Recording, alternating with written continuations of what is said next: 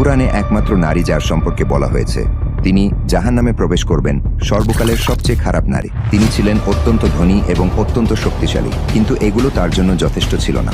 এই অভিশপ্ত নারীর অবিশ্বাস্য জীবন কাহিনী, যাকে এমনকি শয়তানও ভয় করে। উম্মে জামিলের সংগ্রাম, ইসলামের বিরুদ্ধে অবিশ্বাসের যুদ্ধ। আজকের ইসলামের শত্রুদের বোঝার জন্য প্রথমে তাকে বুঝতে হবে। তিনি প্রথম সেই কৌশলগুলো ব্যবহার করেছিলেন যা আজও ইসলামের শত্রুরা ব্যবহার করে। তিনি তার স্বামীকে বিশ্বাস প্রত্যাখ্যান করতে প্ররোচিত করেছিলেন এবং তার ক্ষমতা ব্যবহার করে মুসলিমদের উপর নির্যাতন চালিয়েছিলেন। এমন এক নারীর গল্প যিনি এতটাই খারাপ ছিলেন যে শয়তানও অবাক হয়ে যেত।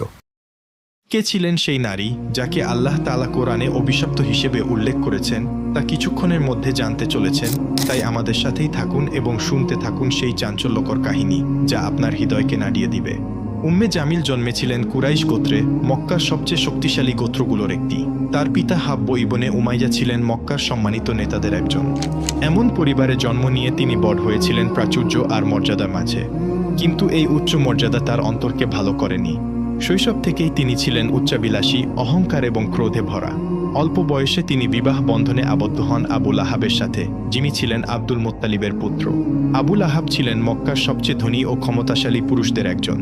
তার সম্পদ উম্মে জামিলকে, যিনি অহংকার আর বিলাসিতা পছন্দ করতেন, অপরিসীম আনন্দ দিয়েছিল। আবু লাহাব ছিলেন কুরাইশের বিখ্যাত ব্যবসায়ী, যার বাণিজ্য ছড়িয়েছিল দূর দূরান্তে। উম্মে জামিল এই সম্পদ ব্যবহার করে মক্কার সবচেয়ে আলোচিত নারীদের একজন হয়ে উঠলেন। কিন্তু তিনি শুধু তার স্বামীর সম্পদের ছায়ায় বসে থাকতেন না। তার সবচেয়ে বড় অস্ত্র ছিল তার তীক্ষ্ণ জিহ্বা। তিনি তার চারপাশের নারীদের উপর প্রভাব বিস্তার করতেন, গুজব ছড়াতেন, যাকে ঘৃণা করতেন তার নাম নষ্ট করা